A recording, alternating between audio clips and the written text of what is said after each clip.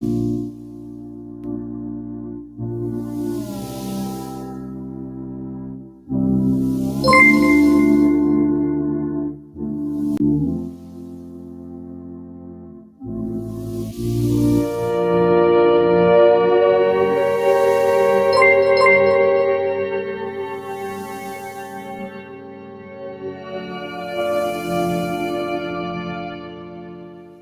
Gorilla Beat. I'm not going anywhere. I'm not going anywhere. I'll always by your side. Always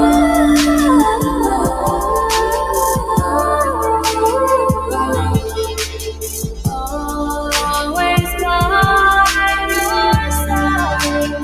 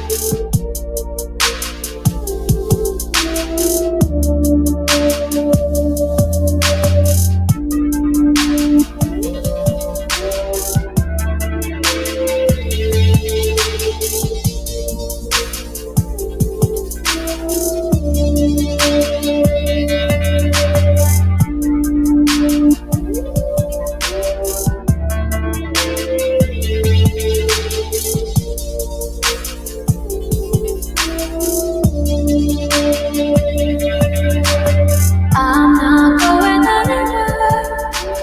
I'm not going anywhere.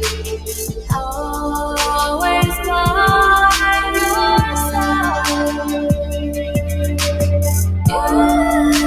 I'm not going anywhere. I'm not going anywhere. Always by your side. Always by your side. I'm not going anywhere. I'm not going anywhere. Always by your side.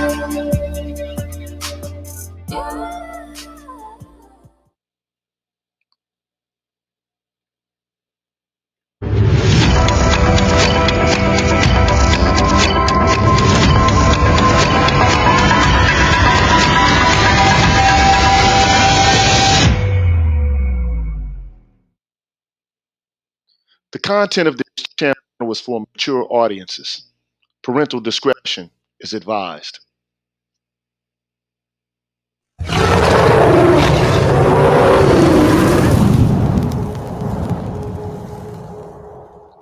You're tuned in to the Green Gorilla channel. Please make sure to like the video, subscribe to the channel, and hit the bell notification button. And please, feel free to share the video. Thank you.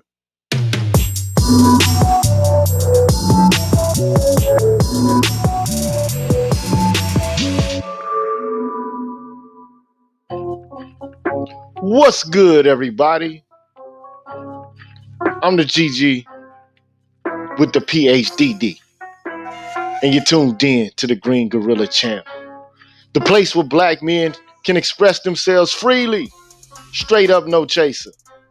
Now, I don't know what the microphone sounds like right now, man. I haven't been able to tune in to my system and get things straight. But if I got an echo going on, man, please let me know. Please let me know. If I got an echo going on, put a 1 in the chat. If I don't, put a 2 there. Otherwise, I'm just going to keep moving and grooving like it's business as usual. Mr. Lou Meth, thank you for the kind words telling me to hang in there. Everything sounds good. That's awesome, man. So, before I even get anything started and give you some information about my status, I want to give a shout out to all of the members of the Green Gorilla channel for sticking by me through thick and thin. For better or worse, for hot or cold. So let me give y'all a shout out now. I want to give a shout out to The Face, Raiz Muajid, Mark Swift, Show Me, Black Dog, Odd Khaled, Craig, Raphael Brown, Omni Americana, Deanne, Donald Watts, Barry Little, Ryan Jackson, HipHop.catv, Coach DC, The Remedy, Kashif Caldwell, Infamous Chillin', I Am Black Man, John Reads Too Much, Nichita, True King 337, May Rest in Heaven, Force Windu, Mr. Blue Collar, Barnolas, Kyle J. Sura, I'm Just Jules, The Book of Ronin, Ab Media 83, Damon Harris, Brian McMurray, Mr. Lou Meth, TD Hip Hop Media, Drew Main, Shop Talk Live, Mr. Heat, Afro Analyst, NEU, Ronan Martin, Isa Abdul Zahir, Sir Anthony, Deshaun Nolly, MLR, Charles Rogers, Universal 178, Black's Word 404, Rashid Barnes, Aaron Smith, DH, See Truth the Revelator, Gold Professor, The Nameless Protagonist, Black Pill Ned Stark, Arthur Unknown, Dr. Tiasan Johnson, Brian Williams, Kalanja Kala, Sherrod Martin, Ricky Dawson, Cedric Bowman, True 7360, BK Born Shaheed, James Washington, Hostile Adept, Seven Coast Dojo, W. Pierre 1, Roguish the Billmonger, I Care, BGS Ibmore, Marvin Battle Jr., Kwaku 217, S. Haywood, Dragon 59, Supreme Ibmore, Adrian Hicks, Jay Bailey, Mr. Michi, Mo Mal, William Ruffin, and Asangwa. Shout out to y'all, man. Thank you for help throughout the course of the time that I've been here. And y'all deserve a round of applause. Let's give them a round of applause, shall we? Let's give them a round of applause. Well, for some reason, I can't get the applause to pop. Yeah, man, I've been experiencing difficulties, man, trying to get back at this, man. For some reason, I can't get the applause to applaud. It's all to the good, man. Let me get the applause going, man. I gotta give them a round of applause. There we go. We got the applause popping now. Sorry about that. So anyway, man, it's been cold. It's been crazy. I've been living in my car, but yesterday the lights came back on, and it was a long, arduous process to get the heat going back in the car. But the crib, so the heat's back on, and but now we don't have any water, man. You know what I'm saying? It's just crazy, man. You started off with no electricity for about 48 hours, and then it went from that to now you don't have any water at all. And nobody in the city has any water because they closed down the water mains because they don't want people to hog up the resources, I guess. So that's the word that I've been getting, And can't take a shower. You ain't been able to bathe and clean your body in about, 50 some odd hours, man. It's just frustrating, you know what I'm saying? But we roll with the punches, man.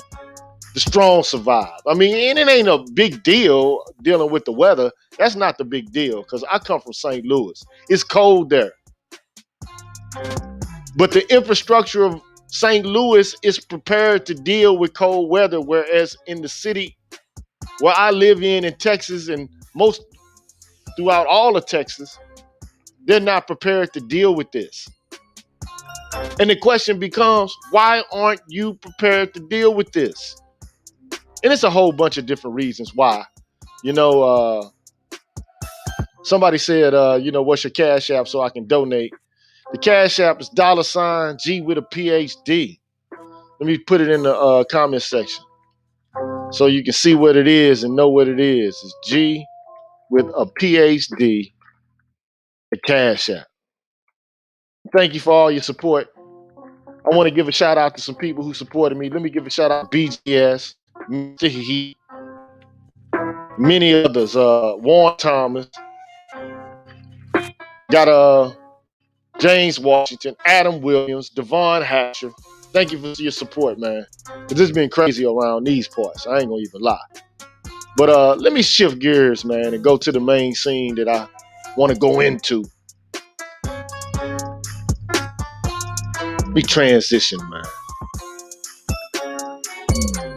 Transition to my main scene, man. So I got a guest with me here today, and he told me he wanted some time to say some words, and so I'm gonna give him the time to do that. And thank you for the donation, my brother. Cameron, I see you, bro. Appreciate that. So I got Sandog with me here today. What's up, Sandog? What's going Yeah, on? Rule, what's going on, team, man? I'm on the other side of the world, so I just found out about everything that was happening there, man. And I was just, like you said yesterday, I was worried about you, worried about y'all, because I used to live in Texas. Yeah, man. All I can tell you is I'm all right. The lights are on. They hadn't been on within since Sunday. The lights were not on. Well, Yeah. like Sunday night or Monday morning, if you want to be, accurate. So it started off where, we thought it was just going to be, a little bump in the road, but then it extended from Monday to Tuesday, and everything came back on that Tuesday night.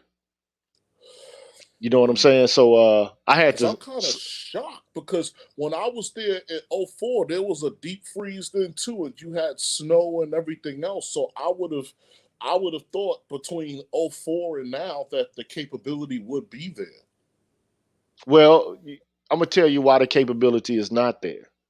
Um, Texas is a state that's predicated upon conservative values, and one of those values is free enterprise and deregulation, and you know, uh, not having a central federal authority mandating what ought to take place as it pertains to resources and the allocation and the provision of resources. And so, therefore, what you have is a whole host of power plants that don't have a centralized infrastructure. Ah, So, you got a whole bunch of different independent contractors or owners who are regulating their own or overseeing their own management of those facilities, and most of them have not winterized their power plants. So something happens to where it's 10 degrees outside, which is not bad. I'm used to this kind of weather. This yeah. this weather is nothing to me. Okay, but the power plants couldn't handle it because they weren't up to code to deal with cold weather. Ah, okay. So, and then also, every power plant has to have resources to power it. Okay, Yes. because electricity, you know, they're not like harnessing it like Tesla was trying to do, from the atmosphere. That's not how this works, So Yeah. coal, natural gas, oil, nuclear power, solar power, wind power. These are the things that allow these power plants to convert that energy into electricity. And so, what happened was they didn't have enough resources for input, especially since the wind turbines are down. Can't do that. Uh, Also, you know, uh, they didn't really project that something like this would happen, so they didn't. noted there would be a spike in energy usage. So they didn't have the resources ready at hand. They just didn't have them at hand. So, and the Hall for your donation, bro. It's been hell out here though, for real, because the grocery stores were closed down for a little while. They had one grocery store that was open, but they did have Target and Walmart, and they were open. Okay, Yeah. and they have grocery areas, but you can't cook anything if you don't have electricity, and they don't run a lot of gas, natural gas, as far as ranges and stuff like that. Most of the appliances are electrical. So it would be cool if they, had natural gas that you could turn your oven on and heat your house up, or Yeah. just different ways to mitigate the circumstances. But if everything is just predicated on electricity, and then you don't have the resources to make sure that the power plants have enough resources to keep it going, and then you don't have the plants winterize, then you got, a recipe for disaster. Adam Williams said, man, fuel source equals wood. Yeah, but see, the problem is I don't live in a dwelling where I have a fireplace. If it was a fireplace here, I could have just collected some wood, set that shit on fire, and then have my warmth that way. You know what I'm saying? But now that they got the electricity going, they don't have any water going. So now when you go to take a shit or a piss, that shit just got to sit there. You understand what I'm saying? Just Wow. crazy, man. So no restaurants are open. They shut everything is pretty much shut down here. So, but I did go to the grocery store earlier today and got a whole bunch of water, which I don't want to use, except for sparingly. I got 2 cases of it, but I don't know when this water's going to get turned back on. You know what I'm saying? We just don't know. So until that time, we got to make do with what we got. And I got microwave groceries. You know what I'm saying? Because you can't really cook. Yeah. I mean, you take for granted when you cook that, you have ready access to water, because you got to clean. Like if I'm cooking chicken, I got to rinse it off. If I'm cooking, anything, you just want to be able to have access to water so you can clean whatever it is, that you're using to cook. But when you don't have water, that shit becomes useless. You know what I'm saying? So I just went and bought a whole bunch of like Marie Calendar dinners and shit like that. You know what I'm saying? Pieces I can cook in the oven. That way I can at least, fuel up for myself. But man, just sleeping in that car, man, for 36 hours. I mean, you couldn't, it's 10 degrees outside. You can go out there. That ain't the coldest that I've ever been in. You know what I'm saying? But like, if you ain't got nowhere else to go, everything else is shut down, that shit start to build up. That cold, bruh. You feel me? Yeah, man. Yeah, man. Wow. Okay. So I'm thankful for the fact that I was able to sit in my car and just burn gas for energy. You know what I'm saying? So at least I wasn't out in the cold. But it's a hell of a thing to have to sit in your car, man, for 36 hours, dog. Yeah. Yo. Yeah, I'm good though, man. You know what I'm saying? Like everybody out there, I'm good, man. I just ain't got no water, man. I can't. You just used to the hustle. You used to the grind. Yeah, man. Life for me ain't been no crystal stair, man. Yeah, that's that. Yeah, but that's that. A lot of dudes I know from St. Louis came up tough. Out the mud, man. Yeah. So people, assume, that because you so-called a G with a PhD that you got everything like it need to be set up and everything like that, man. We still out here hustling too. You feel me? Yeah. So some people got it better than others. And then, you're dealing with the rigors of this system in this country, which is misandrous to, black men. So, it's a whole host of things you got to overcome in order to, be able to thrive and to function. You know what I'm saying? So I was having a conversation with one of my colleagues today, and thank you, Rashid, boys, for your help and your donation, my brother.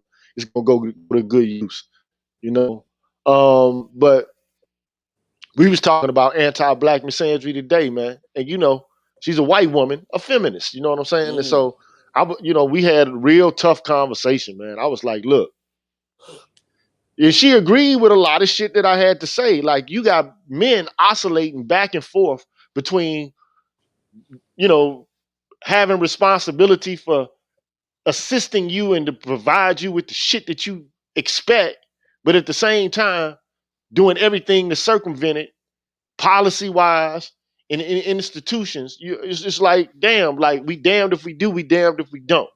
You want to be independent and do all this shit, but you want a man with $100,000 salary. Like, what the fuck? The shit ain't computing. You know Yeah. what I'm saying? Like, how could you want to be strong and to do for yourself and to, throw off the yoke of womanhood, but you want all the benefits associated with womanhood, and you want motherfuckers to fawn over you and to feel sympathy and to have empathy for you and to, perceive you as being morally, worthy of respect and admiration. But then you don't want to act like that, but you still demand that same kind of, privilege that comes along with traditional women. Like, you can't have it both ways. You can't have it both ways. And she agreed to that. You know what I'm saying? She was like, you're right. So I scored that. I chalked that up for a win today. you know? I chalked that one up for a win. But yeah, it's been cold, man. It's been cold in this bitch, man. But you know what I did, bruh? All I did was I brought out the dragon, man. You feel me? Hey, look, let me show you, man. I brought out the dragon on their ass. Check it out.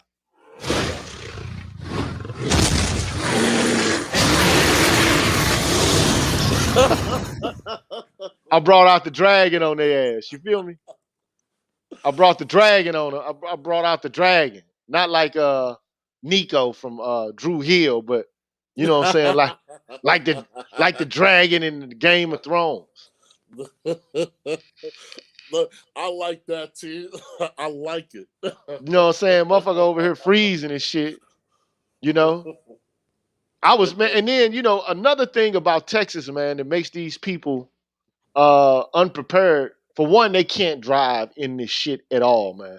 And so, bruh, I'm used to driving in weather like this. Okay, up hills, down hills. So you got motherfuckers sliding and hydroplaning and shit. And when you hydroplane, you got to turn into, where you're deviating from. You know what I'm saying? You can't go in the opposite direction because it's going to create a tailspin, and you're going to go in the exact opposite direction you think you're about to go. Okay? So if you slide into the right, you got to turn right to get your car straight. They don't know this shit. You know what I'm saying? So all they're doing is creating discord on the road, man, piling up. And, they'll come to the top of a hill and stop at the stop sign, and no traffic coming. I mean, oncoming traffic is there. I'm like, man, you are fucking up the game for people going up hills, man. You know what I'm saying? Because now we got to try to find traction again. You know what I'm saying? This is like fucking crazy. So I mean, I've seen so many accidents. Thank God I ain't getting into any. You know what I'm saying? So, because these people out here cannot drive in this weather, man. They just don't know what to do. Yeah, that's facts. So yeah, that's facts. Yeah. I hit them with. Hey, look, I hit them with the Draconis. I ain't Daenerys Targaryen, but hey, Pete, John had that power too, though. You ain't know that.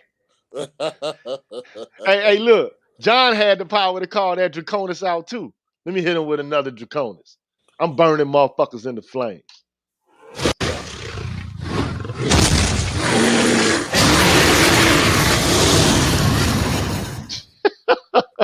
I had to hit him with that one more time, man. But anyway, bro. So how's everything going in UAE, man? No, team, said one day at a time, man. Said one day at a time. Said, again, things are going good here, man. It's good. We're not facing the same issues, obviously. So man, it's peace and hair grease, man. We just, another day. True that. Now, you're always welcome, man, here on my show. You know what I'm saying? So anytime it's something that you want to address or you want to discuss or talk about, you got the open invitation. And you asked me, you said, look, I want to get down I got some things that I want to impart to these men. So, what, pray tell, man, did you have on your mind, man? You know what, team, first, but before I even this, for people who are out there in the audience, again, let me say this, right?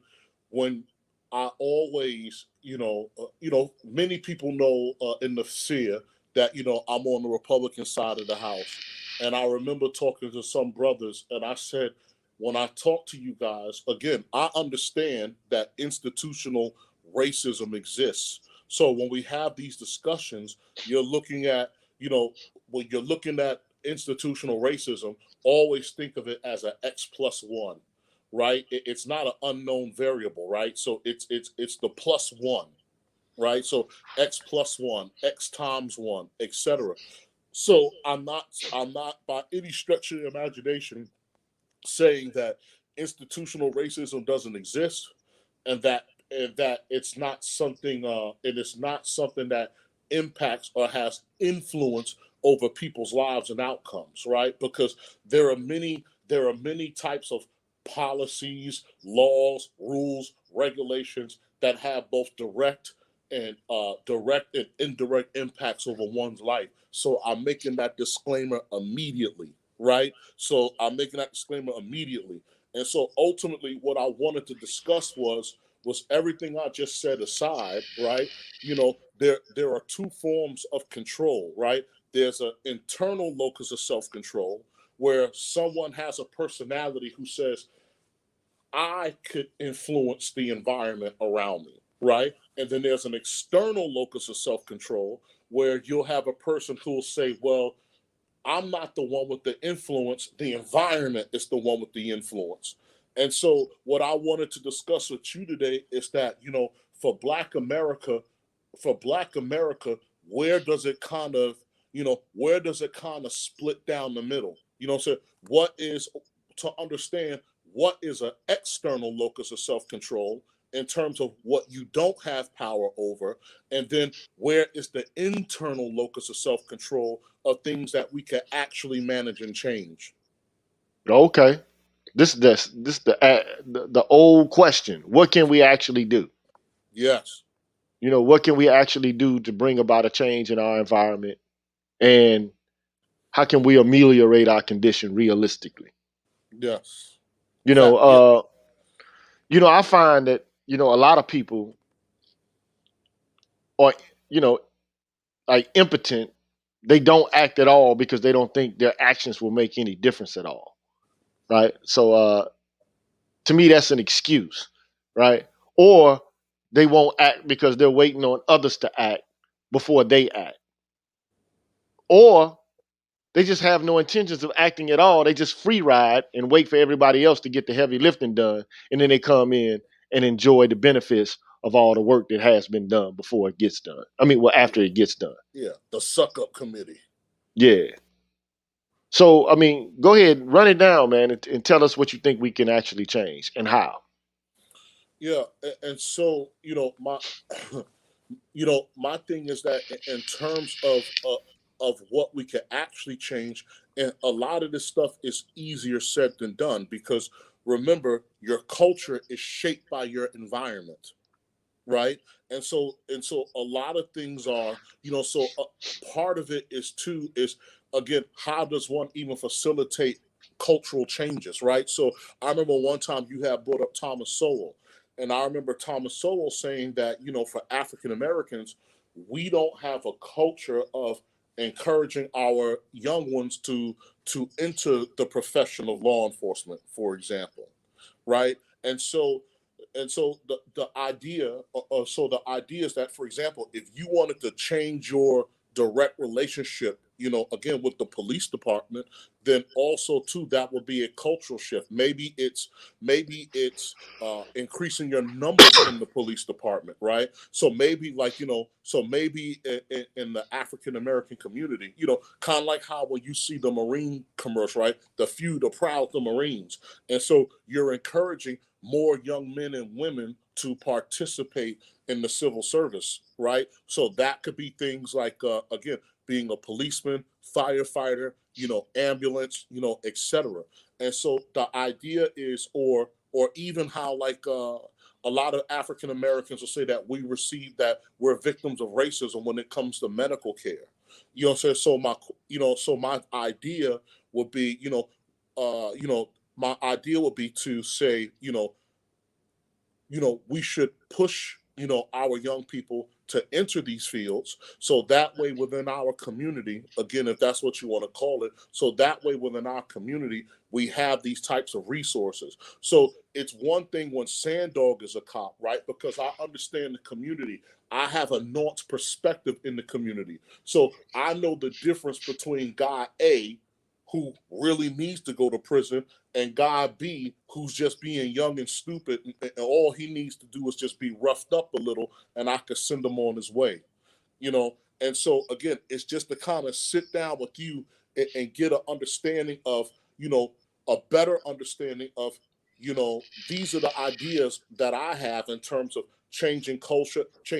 And I know that Charles Faulkner has something called the Faulkner Initiative, which is designed around these exact things, which I'm certain he's going to come on your show in the future and discuss. And so the idea is that, when you talk about that internal locus of self-control, and I know I might be sounding a bit all over the place, but I just want our men to know that you actually do have the power to change your environment. It's like what Kanye West said, you have the power to let power go.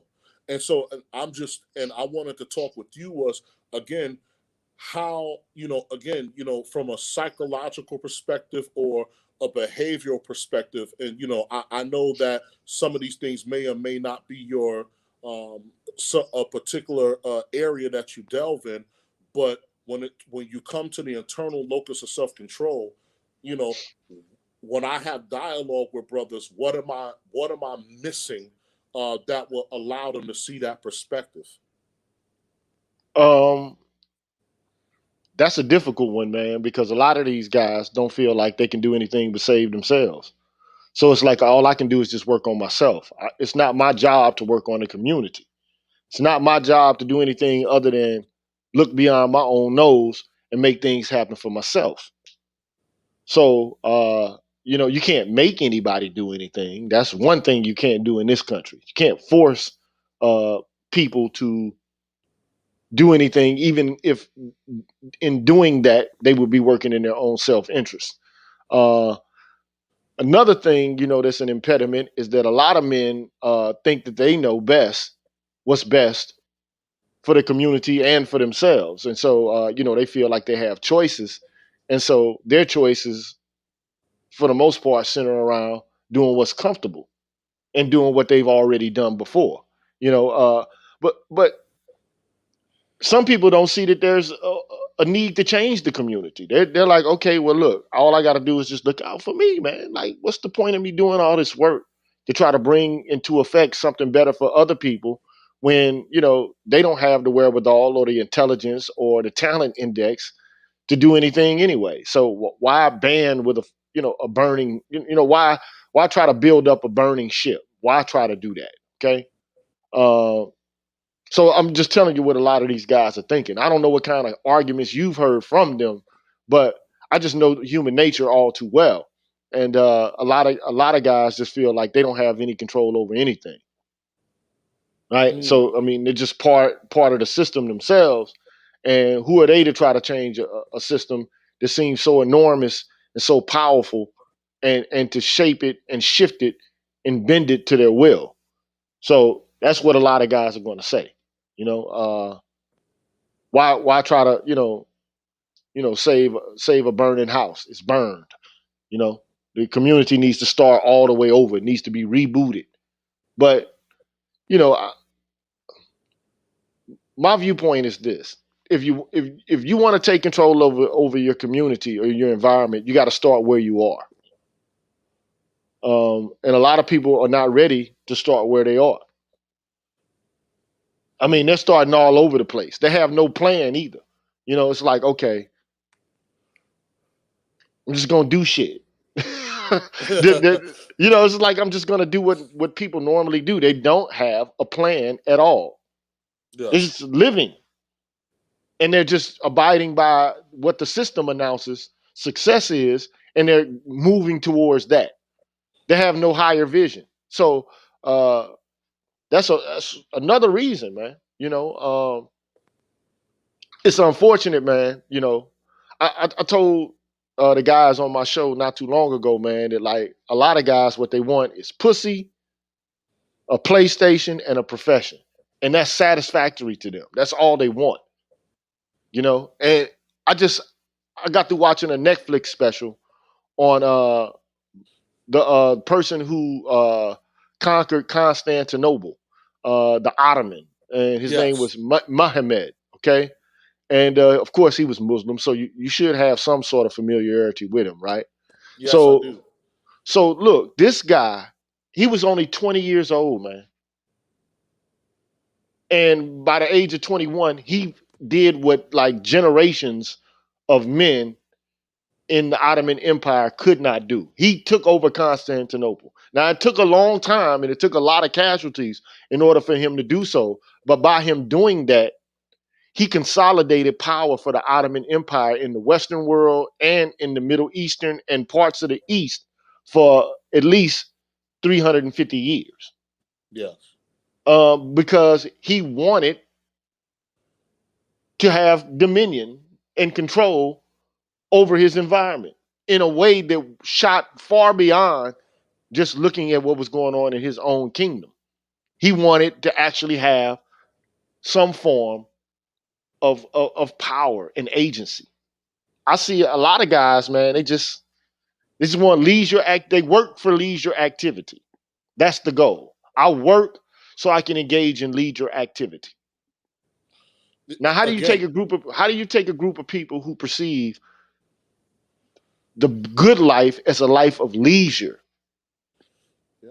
But you need power to enjoy the good life, right? Because there will always, this is human nature, there'll always be somebody or something that will want to take it from you, right? Oh, for You sure. know, Oh, that's because always. because I would think that in the world of men that would be a given, that would be a given understanding, right? Because the animal kingdom on this planet is a tournament species, right? We're all in the gladiators. We're all in the gladiators pit, and you and I had this discussion before, where to your very point, where that was one of my earlier complaints, and like with the guys, a lot of guys that I've known in my life journey, that was the extent of their ambition.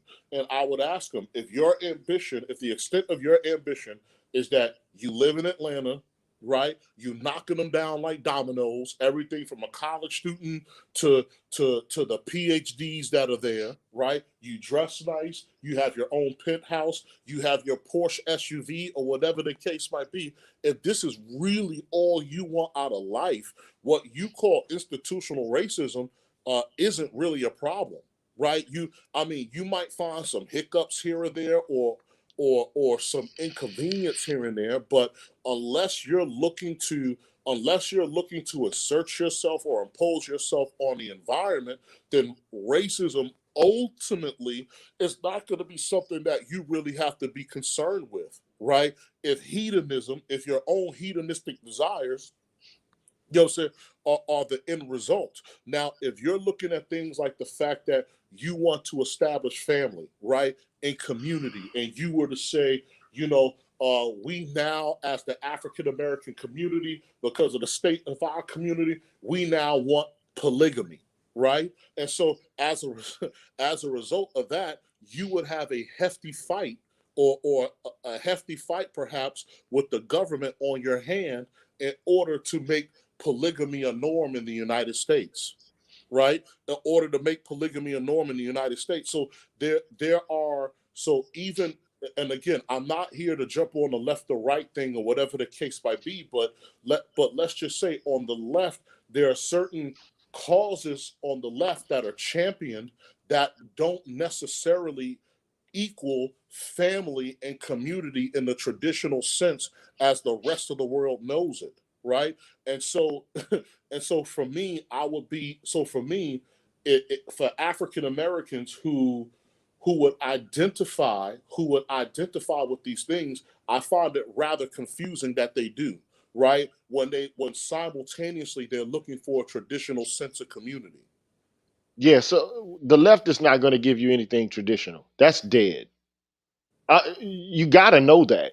If at this point you're not aware of the fact that the left has engaged in micromanaging the family through government policy and bureaucrats and court systems, right? So you got the division of children and family services. If they hear that something is amiss, they're going to be there, all under the pretext that children need to be saved. Now, how white women and white men or black women or any group of bureaucrats are going to step in and save people from themselves, paternalistically, is beyond me. But that's the idea, right?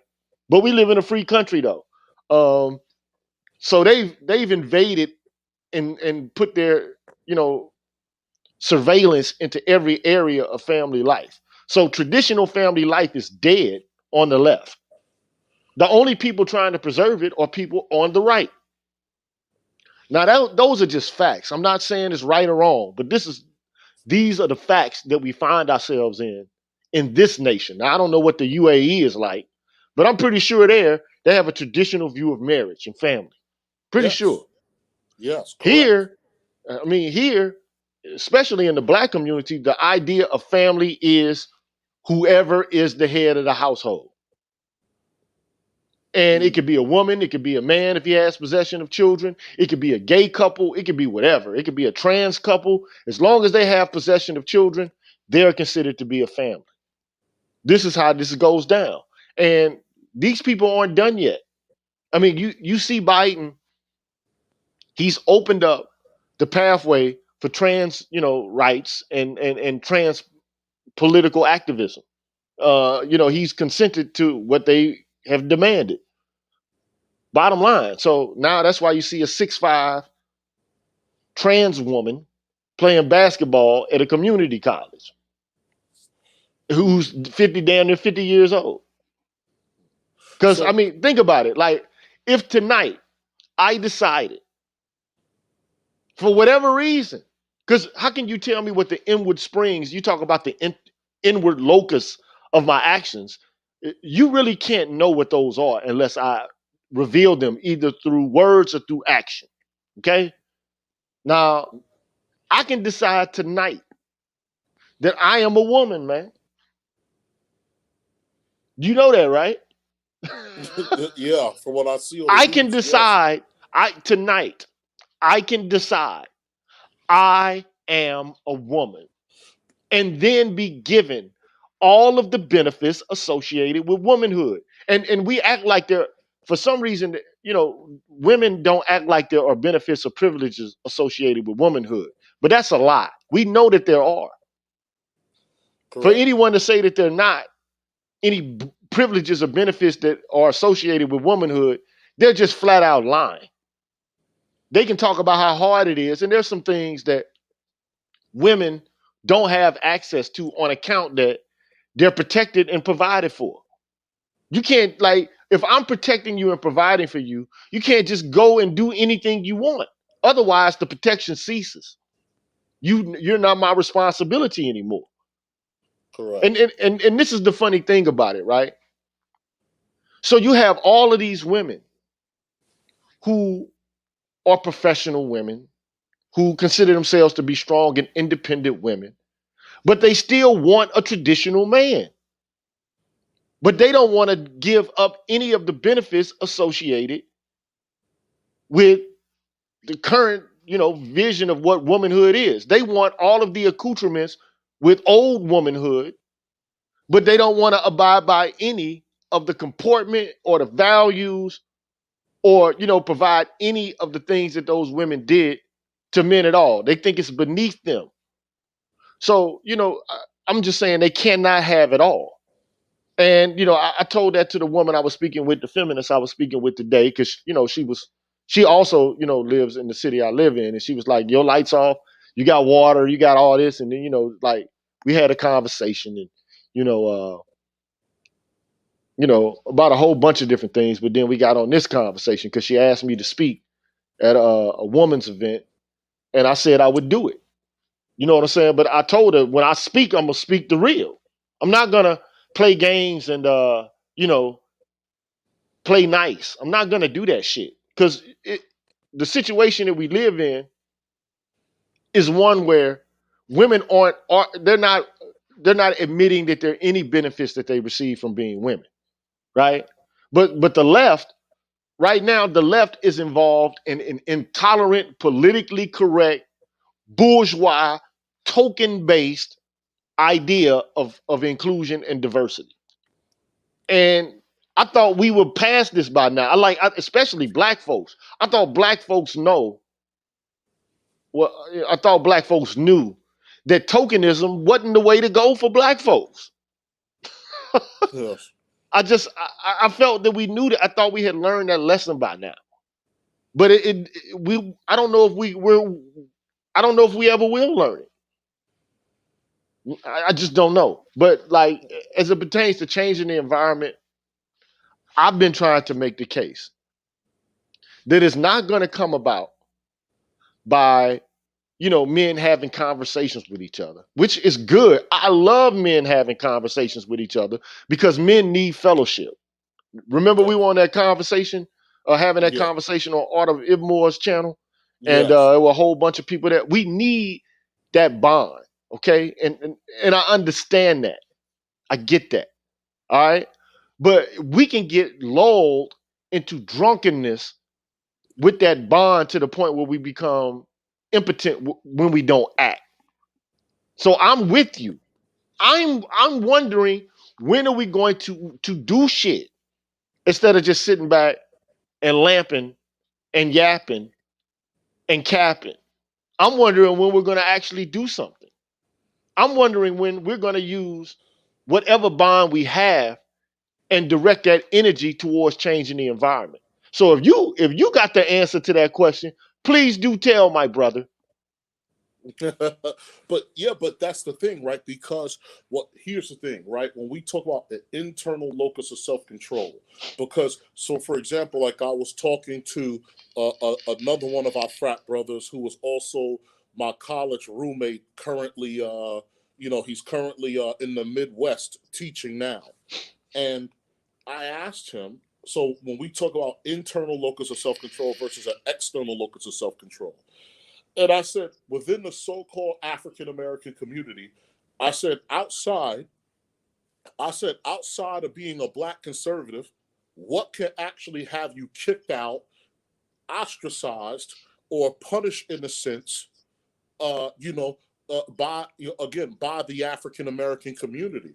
And then and I was like, and why is it that pro-blackness seems to be tied to only a certain type of agenda? So like, so typically pro-blackness could be found like on the left in regards to certain things pertaining women or other leftist type ideologies, right? So like I was watching a thing on Instagram where there was a black man that was I guess he was a part of what happened at the Capitol, and the brother there was making fun of him, right, for being up there at the Capitol because allegedly, I don't know if it's true or not, but allegedly all the white people that he was there with had gotten off, but he was still in jail.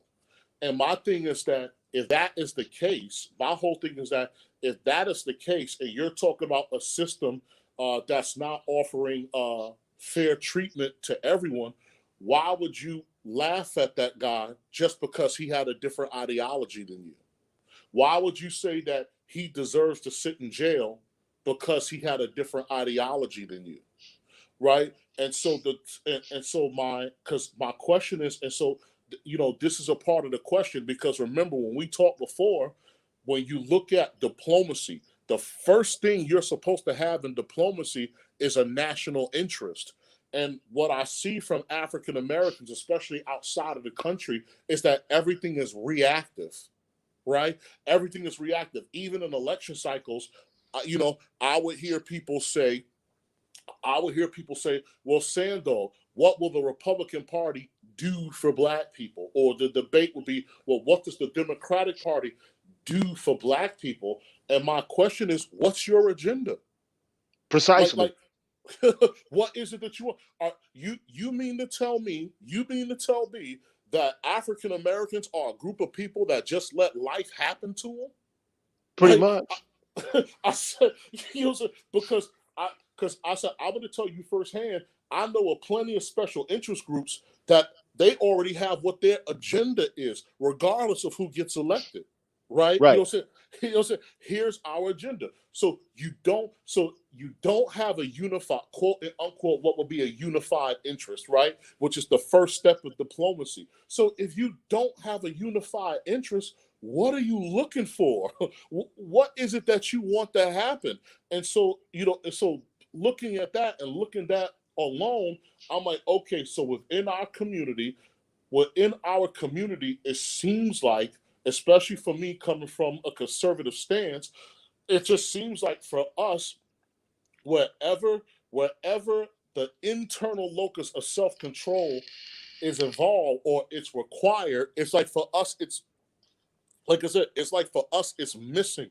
And like I said before I came into the conversation, I respect the fact that all the external factors are real.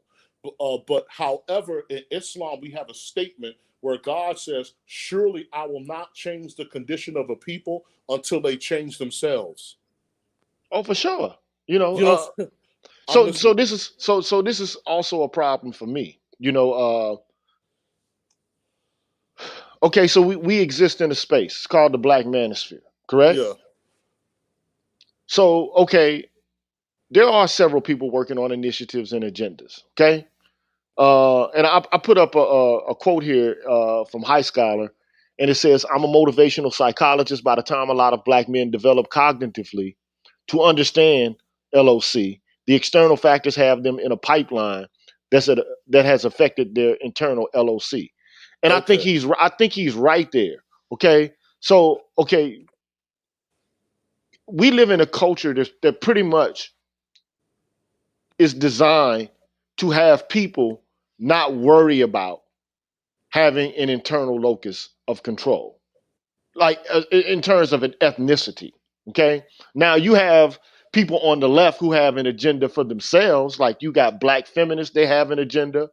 You have black transgender persons, they have an agenda. Um, you have BLM, they had an agenda, which is pretty much an intersectional agenda. But when you talk to the black culture at large, I mean, the church used to also provide a locus or at least some kind of ethos. Okay, but what do you have now? But a bunch of individuals aspiring to profession, sex, and leisure.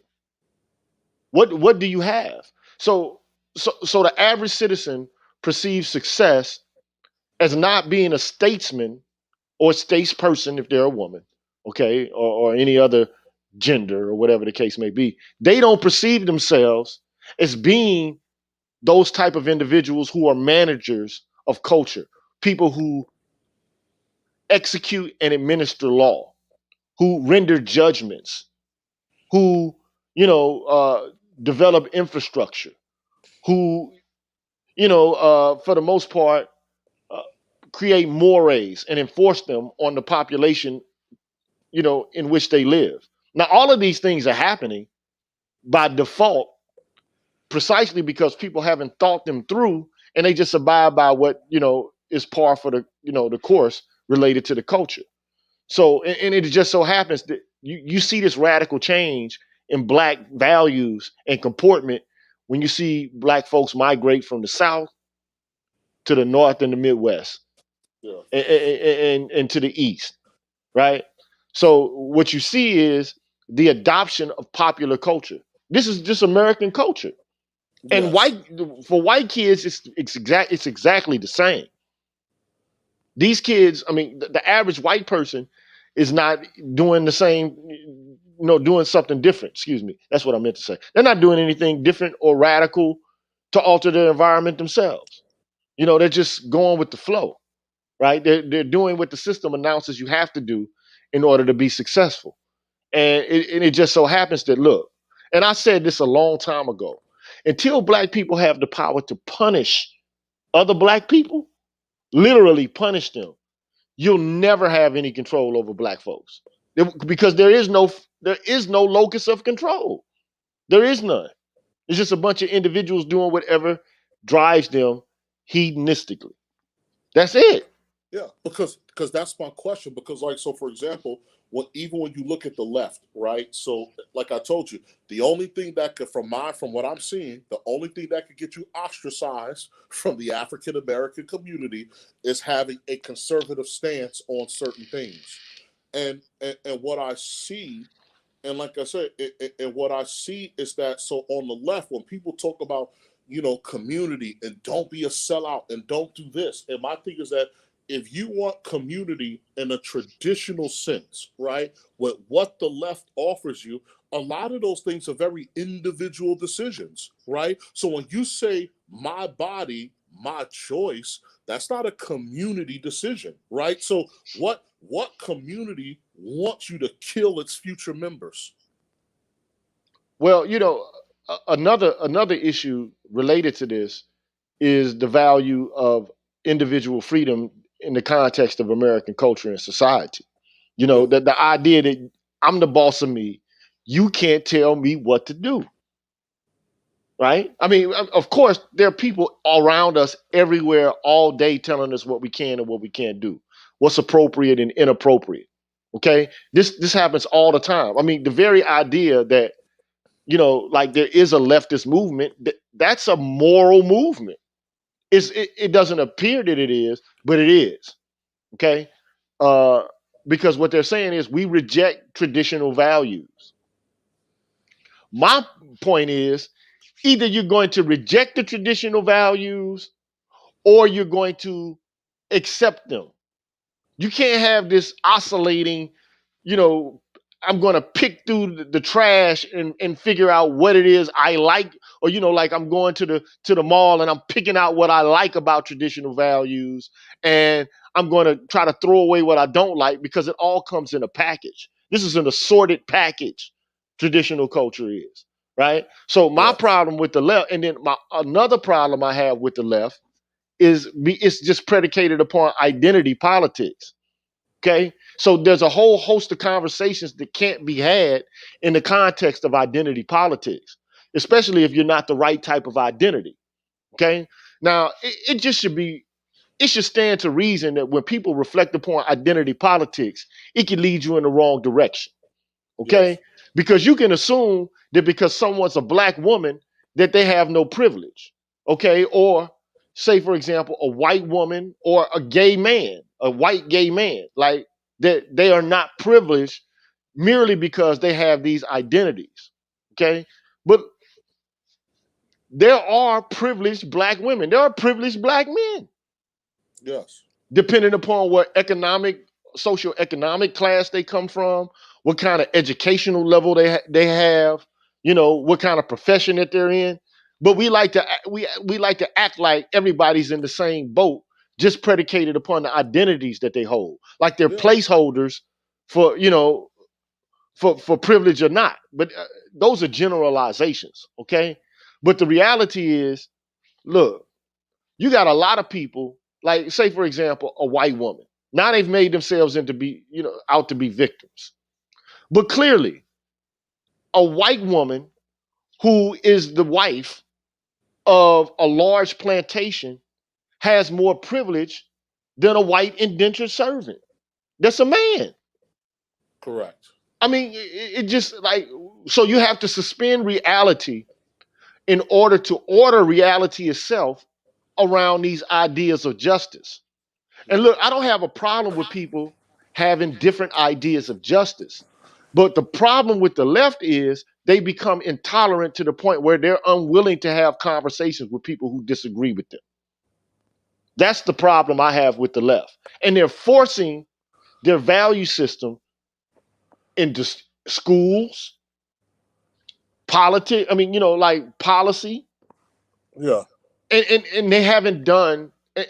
It would be different if the people who were developing these policies were able to field, questions and to take, pushback, but they're unwilling to do it, and that's creating a problem. So now you have a situation where black men are considered to be privileged in so many different ways, in even in some insidious ways. Like now, it's privilege that causes black men to gain more attention when police kill people that are unarmed, or it's Yes. privilege for black men to get the attention over black trans women when they come into contact with police violence.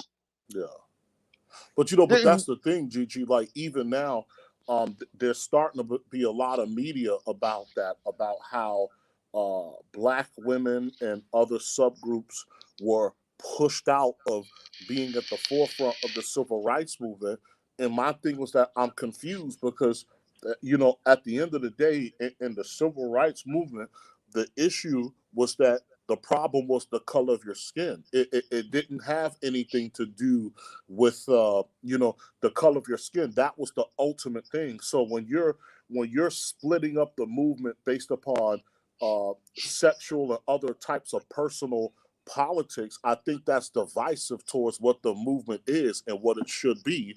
Is the fact that, again, black people as a whole are looking for justice, right? And I think so. Like even like what happened with Ice Cube when he said, "Well, aren't black women a part of black people?" And the response that he, like I said, and the response that he ended up getting. And so, and this is what I'm trying to say is that, within our community, and for us, like I said, and for us as a group of men, you have to exhibit an internal locus of self-control where you can look at something and say, okay, does the if I sign up for this, will this take me to where I want to go? Right. And so I was talking to an old classmate of mine through Instagram, and I asked him, you come from the South, you come from the South, you come from a culture of a conservative Christian background, right? Why are you signing up for ideologies that you don't believe in, right? All off the strength of because you feel that the guy across the street that looks different than you doesn't like you. I said, how is that standing on your square as a man? Well, hey, Tommy doesn't like me, so I'm gonna abandon everything that I believe in, right? Just what I'm saying. I'm gonna abandon everything that I believe in so I can have acceptance over somewhere else. How does that make sense?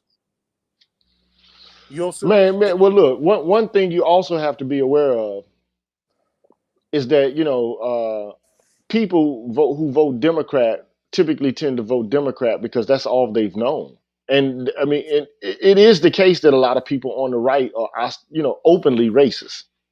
Yeah. Okay, so there's that problem. Okay, if it weren't the fact that these people were openly racist, then maybe the right would have more currency. But But my I get what you're saying, Gigi. Like I said, look, I'm not knocking that, but what I'm trying to say is this. So, for example, like for me, right before I joined the army, all I got was, there's no place for a black man in the army and all that type of goofiness, right? But when I went in, the skills, the networks, all the things that I obtained, that was the best decision in my life. And so I'm just saying, just from my perspective as a man, Gigi, is that just because Tommy doesn't like me, right? That's not going to stop me or remove me from holding the values or standing on my square, right? This is what I don't understand. Yeah, well, a lot of black people, including black men, are hurt from what they perceive as. I guess the best way to determine it would be misrecognition, not being recognized. And I mean, look, man, the average black man's life, it ain't it's fucked up, bro. You know what I'm saying? I mean, this Yeah. is just the way that it is. You know what I'm saying? It's not productive. it's not where it should be. Okay, and a lot of black men are suspicious of the right because they associate it, whether it be based on instinct or history, with racism. They just have that mind state. Now it is the case. It's true that white people on the left are just as racist, man. This is what they don't. This is what they don't acknowledge. Okay, the left is racist as well. Yeah. If the left wasn't racist, where are all the liberal minded white people who are basically living amongst black folks? Yeah. I mean, like, who are open, who come in and out of black neighborhoods like it ain't nothing. Who have no problem being around us when they're the minority. Yeah. Where are all these people? Because we've adapted to their world. They have never made an attempt to adapt to our world because they perceive our culture as innately dysfunctional and innately malevolent or inferior. That you don't see them coming to where we are. And when they do come, they come as like these missionaries, these people who feel sorry for us. They're not empowering us. They're providing what they consider to be charity to us. They don't acknowledge our humanity. Okay? And look, I'm not saying I got all the answers to this problem. I don't. Okay? But what I do know is, I do know this. Black folks, we don't want to run shit. We don't even want to govern our own affairs. Now, it'd be different if we had a police force, we had a cadre of judges and attorneys, and we had that system. So now we can't say, okay, white folks are just railroading us as it pertains to politics and as it pertains to Yeah. justice, because we And have a that's microcosm, thank of you. our own justice system. And so therefore, when shit happens, we can identify it apart from all of this other shit. We can administer justice, to our own folks. That way, because we can discern those kind of people, like you mentioned earlier, those people who are fit to be reintegrated back into culture and society, and those people who are truly pathological or either need some sort of severe psychological help or they need to be incapacitated. Yeah. I mean, but we don't have that. What we have is a bunch of black people who've never had ambitions or aspirations for power, who just let white folks do what they've been doing. Like, say, for example, Ferguson, Missouri, where all of this so-called BLM shit popped off, right? Yeah. Now, of course, BLM was started earlier as an organization to respond to Tamir Rice, okay? But Yeah. let's just look at, like, where it began to gain legs in Ferguson. Now, Yes. Ferguson is predominantly black, but most of the officials there are white. This is just the facts, man. So I But mean, that's what I'm saying, Gigi. Like, damn, I wish Officer Charles here was for this one. But this is what I'm trying to say. Like, I remember talking to my people, right? And we were talking about private prisons. And I said, how simple is it, right, to organize people in the community, like-minded, black, white, or whatever, right? It's a private prison, he right? got Which me. means that, T Fitness for you correcting me. Trayvon White. My bad. yeah, you know what I'm saying? And how hard is that to galvanize people by stocking the prison, then tell the mayor and the governor, right, your city councilman, right? Well, shame on you because you should have been in the city council meeting when they voted on this anyway, but fine. You got caught with your pants down, right? So you got this private prison, right? What,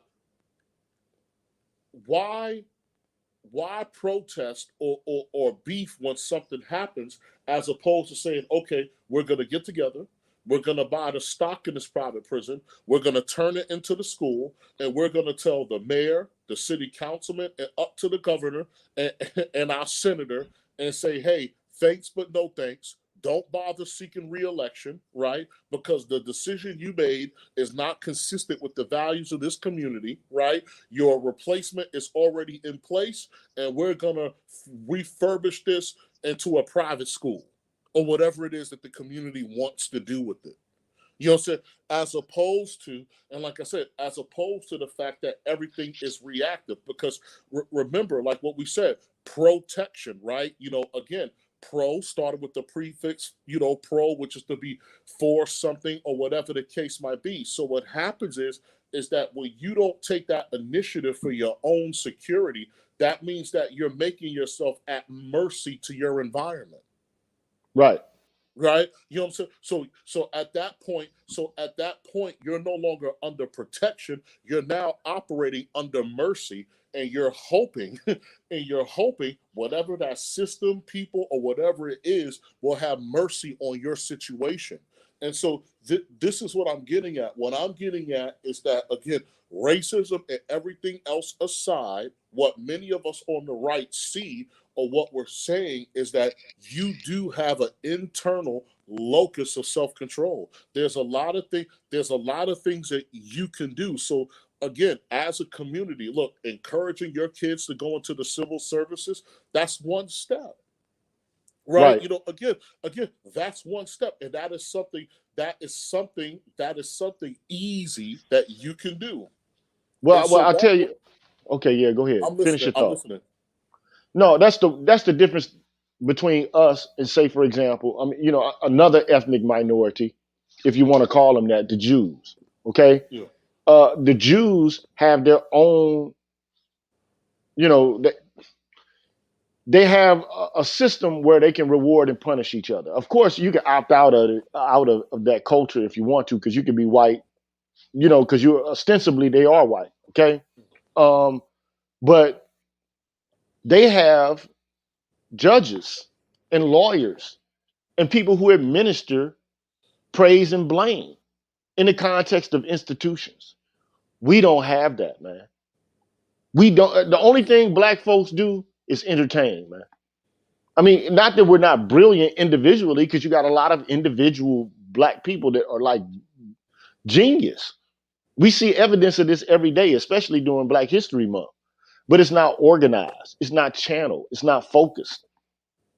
And right now, I mean, unfortunately, black folks are hoping that the left is going to promise them something. Now, to be perfectly honest, in my viewpoint, poverty is the primary issue facing black folks, man. Yes. Beyond any other kind of issue. This is why, to me, Ice Cube was important. When he talked about like this wealth gap between, not an income gap. And this is another thing that kind of is lost on the black population. It doesn't matter if you make $100,000 a year or not. You can be a broke ass $100,000 motherfucker. Because if outgo exceeds income, upkeep is your downfall. Yes. Doesn't matter how much money you're making. If you get $5 million a year and you spend $6 million a year, then you're going to be in debt regardless. It happens to people who got wealth all the time. People who are millionaires all the time go through that. They go bankrupt all the time. People who win the lottery go bankrupt all the time. So the goal is to try to get black folks to understand that they need to have autonomy, political autonomy. But that would be like creating a nation within a nation. And at one time, black people were all about this. And it was rejected in favor of, the kind of this neoliberal bourgeois tokenist movement. And the left right now is about tokenism and identity politics, bro. That's what that shit is about. And it ain't about uplifting everybody. It's not about eliminating poverty. I mean, shit, Biden just proved that. And I'm going to do a show on this tomorrow about Biden having basically said that he's not going to try to eliminate student loan debt. Because the promise being sold to Black America is that if you get an education, that's your passport to success. Yes. But it's not. It's a passport to debt. you understand what I'm saying? Because you got to think. The average black man with a college degree earns less over the lifetime of a white boy who's a high school dropout, man. Yeah. That's a problem. And has less wealth at the end of it. That's a problem, man. And it's a problem related to justice. But as soon as you start talking about distributive justice to black folks, they want reparations. But as it pertains to actually doing the work and to putting the, motherfuckers went out there for BLM. They went out there for that shit, but they ain't going out there for nothing else. It seems. Yeah. I don't understand it, bro. I don't get it like you don't get it. I'm just being Because honest. yeah, because it's not because like for me, it's not that I'm look. It's not that I'm advocating. Like to think like me. That's not what I'm saying. But the thing is that when you look at what I'm saying when you look at what we have going on, look, the world at the end of the day, right? Not everybody is going to like you. So this whole concept of there's this utopian world where everybody is going to embrace you, right? So I talk to you guys. I admit that institutional racism exists, but I have people of all shades and colors in my life that really rock with me, right? And who are family and extended family, right? So I got everything from Italians, Dutch, Pakistanis, Indians, various nationality, African nationality, Chinese people who have rocked with me, right? And who have and who have rocked with me hard. And one of the things is that despite the fact that quote unquote everybody doesn't like you, what happens is within our community, a lot of people are really not interested in engaging people from other communities and other walks of life and building networks as well, I, right? So there's this stance of I have my wall up, right? I immediately have this wall up, and that wall prevents me from interacting with other people because this is a norm in life. It's that in terms of, okay, this is a cause, this is something that I'm looking to champion, and I'm going to have to work with other people in order to facilitate that, right? Because these other people are a part of your society. They're not going anywhere. They're a reality. right. Thank you, Dominique Harris. Thank you, Alonzo. Thank you, Rasheed Barnes. And thank you, Cameron Russell. Thank you, Luther C. Hall again. Look, let me just say this, bro. T Fitness for You put out something I think is really important. I can't be successful until we have successful black plumbers, mechanics, carpenters, professors, accountants, lawyers, nurses, doctors, etc. And look, black people had the hope that they would be integrated into society at large. And I think that what they did at the time, they did because they had to. Okay, Yeah, it was part of the first quarter, not the first quarter. I would say the second or the third quarter. Okay, but we're at the end game. You can't play the game the same way. You can't fight the war in the same way. The conditions of the war are changing every day, right? yeah, This is a military, a captain in the yes. army, right? Or the Marines. I can't remember. I can't recall. Army. But you're a captain in the army. So the theater of war is always changing.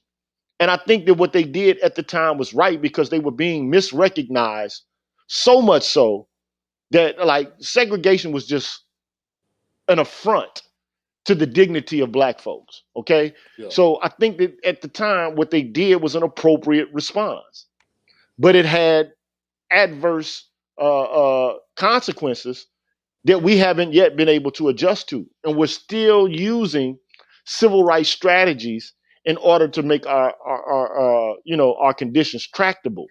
But it can't work. We left behind a lot. We left behind our organizing capacity. We left because we had parallel institutions. Those very things that you're calling for now, we had. yeah, We had those. We had our own schools. We had our own, for the most part, our own like communities, justice systems. We had our own churches. We had our own bus lines, own movie theaters. We had a lot. We had our own entertainment industry. Of course, we were always hired by others and performed for others, but we were the ones in control of that industry. If especially if we wanted to, we always cut records for white folks, but and got exploited. But we still had our own autonomous community. yeah. We forgot how to actually continue that process. And also it was a situation in which wealthier black folks, like you also mentioned on the last show I think we had together, where it was a situation in which the wealthy people in the community stayed next to the poor people in the community, and they were able to form a Yeah, symbiotic relationship, yeah, an and arrangement. Yes, it prevented absolute collapse and impoverishment to the point where there would be enemy and nothing. I call them hyper ghettos. That's what we have now. You have hyper ghettos that are just like prisons, man. yeah, They never used to be like that. Okay, even poor people in the rural South, I mean, they still had access to other, professional black folks, doctors, lawyers, teachers. So a poor kid like Thomas Sowell can actually, I mean, even though he grew up in New York, that those conditions still obtained there before desegregation, occurred, and these ghettos turned into hyper ghettos. But now, yeah, I mean, who's going to who's going to lead those people, man? Because a lot of black people are seeking to escape those conditions. You know, that's what they're seeking to do. But you know, the white folks ain't letting you into their communities for real, because in order for you to actually be a viable member of their community, you have to have the capacity to issue praise and blame, reward and punishment. Bottom line. And any viable culture, anywhere you go, will have the ability to administer reward and punishment, praise and blame. That's just the facts, bro. So we need to carry this conversation up a little bit later, though. I'm gonna let it go. Thank you all for y'all support. I am warm right now, but I don't have any fucking water. I can't clean my ass. I feel yeah. mucky, man. I haven't had a bath in like three days, man. You Oh know what I'm saying? wow. It was too cold to take a bath Sunday. When I woke up, it was already a chill developing in the house. And so, I ain't bathed since fucking like what Sunday night. I would have took another one, but you know what I'm saying? Like I haven't had a bath since then, a shower, nothing. I can't, I can't even. I can brush my teeth with like bottled water, but that's it. You know what I'm saying? I mean, unless I want to use all the water, and who knows if I'm gonna need it. You know what I'm saying? So that's why I was telling you earlier today. You was like, "Dog, you need anything?" I was like, "Shit, I need some fucking water." Yeah, man. I should like that's what I said. I was like, yo, how could I get it to you? Man, hey, Cash App always works. But one thing I don't like to do is to sound like a beggar, dog. I hate that No, shit. man. The only thing I've ever begged men to do in this space is to allocate some resources to this fucking documentary I'm working on. No, But that hasn't worked. So I only got to like damn near a fifth of my goal. But maybe I was a little bit premature. Maybe I didn't have enough gravitas in the space. But I just assumed because men here, they all have a problem with what they perceive to be anti-black misandry. I thought that they were going to empower the loudest and the most capable voices to, speak to those issues and to, make it be like what the red pill was, like to try to make a statement for black men. no. I thought everybody would just jump on it. But, again, that internal locus of control thing, it's like, we're waiting for shit to happen for us. But we can't And, wait for things to happen for us, man. We got but to go that out there and get them. And but if that's even what if I fail, at least no one here in this space can say I didn't make an attempt to see a yes, vision through to the end. That's one thing nobody here can say. And I'm still gonna go forward with the project because I think it's worthy of doing, even though yeah, I don't have the resources to do it the way I want it done. You know what I'm saying? yes, So I have to start another campaign. Uh, but the next time I'll do it with more information and more expectations about what is actually doable versus what's not doable with the involvement and the dedication of the men in the space. yeah. So, Yeah, but that's what I'll say, team. Because again, and for me, and I know you're moving right, and that's for me. Like in closing, like for a lot of brothers here, and I may be preaching to the choir, but you do have an internal locus of self control, and so look, there are a lot of people look, I'm not saying that there aren't things that out there that are nonsensical that comes from people, but and to your point, there's a lot of debate on how you're going to approach all of this. But at the end of the day, when you have a problem that appears to have insurmountable odds, you're going to be the one that has to take the steps to make it happen. And one of the things that one of the biggest mistakes in our community that we make is that we tend to blame this on religion. It is not religion, it's our cultural approach to religion, because Islam says trust in Allah but tie your camel. Jesus in Christianity says greater works shall ye do, right? And then and Judaism goes on to say, if you don't work, you won't eat, right? So if you don't do it, it ain't gonna happen. So for black people in general, it's really our approach to religion that's damaging and damning, not the religions themselves. Yeah, you just dropped the bomb on it right there. Let me give you let me give the bomb act, man.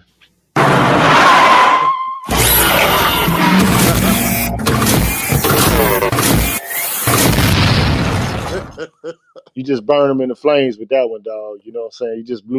You transform. You transform, man. So I was working on a whole bunch of these little cameos and little alerts and shit like that before the snowfall hit in Texas, man. So I got a lot more of that to do tomorrow. I got a whole bunch in my arsenal now, man. I got a whole bunch of shit, because I look, I love black men, but I love black women too, man. But I just feel like they starting on they going down a bad path, man. And you know, it's just a lot of shit that's going on, man. But if we don't do it, nobody's going to do it for us. We can see that now because for the past 60, 70 years, we've been stuck in a catatonic state, man. We're not doing anything. We're waiting Yeah, for white people to do some things for us. And they owe us, yes, they owe us some shit, okay? But we have to actively keep trying, even when we don't get what we want at first, in the first instance. We gotta keep pushing. We gotta persevere, bro. yeah. You know what I'm saying? That's just we got to. You know what I'm saying? Like, Facts. because nobody else is gonna come do this for us. Just think if, like, at every sign of trouble, we just give up and just say, "Well, it can't be done." That's not possible. That we can't do that. Then nothing will get done. Correct. I'm reminded of a poem, and I'm gonna leave after this, man, by Edgar Guest. It couldn't be done. Yeah, man. Somebody said it Somebody couldn't be said done, but he chuckled. But with a chuckle, he replied that maybe that it couldn't, but he would be one who who wouldn't wouldn't say say so so. till he tried. So he buckled right in with the face of a grin on his face. If he worried, he hid it. He started to sing as he tackled the thing that couldn't be done, and he did it. Facts. Somebody scoffed. Oh, you'll never do that. At least no one has ever done it. But he took off his coat and he took off his hat. And the first thing we knew, he'd begun it. With a lift of his chin and a bit of a grin, without any doubting or quitted, he started to sing as he tackled the thing that couldn't be done, and he did it. Bro. There are thousands to tell you it cannot be done. There are thousands to prophecy failure. There are thousands to point out to you one by one the The dangers that wait dangers. and assail you. But just buckle in with a bit of a grin, take off your coat and go to it. Just start in to sing as you tackle the thing that That cannot be cannot be done, done. And you and you'll do it. rule. So yeah, we out this bitch. You know what I'm saying? I'm gonna drop a bomb on that one. That one deserves a bomb, man. You know what I'm saying? Scud missile attack.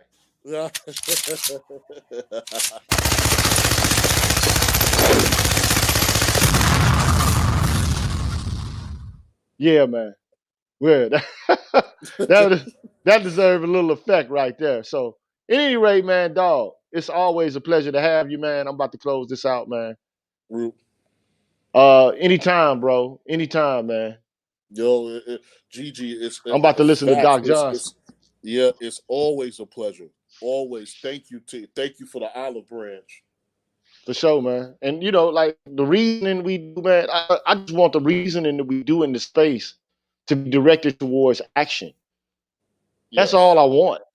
You know, like, and I know it seems like we can't do it because you know the problems are seemingly insurmountable, but I don't believe that they are. I believe the biggest impediment is ourselves. Correct. That's the thing that I think is the biggest problem for us is Yes. us thinking that we don't have the capacity and the ability to do it and Yep. not supporting each other when we see one of each other make a move or a push towards something that we know will benefit the whole. Yes. You know what I'm saying? So I understand, you know, there's competition amongst people in the space or whatever. You know, we're kind of jockeying for attention or whatever. I really don't perceive it that way. I just perceive it as damn. We can all get shit done.